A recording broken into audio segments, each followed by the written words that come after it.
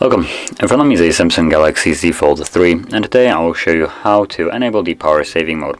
And to get started, simply pull down your notification panel, look for the battery saver or power saving mode as it's called right here. Simply click on it and there you go, you're done.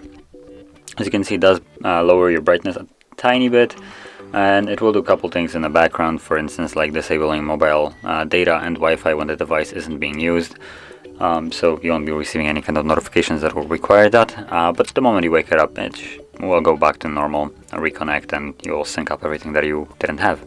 And additionally, if you want to preserve a little bit more battery yourself, you can drop down your brightness further, which will further increase your battery life.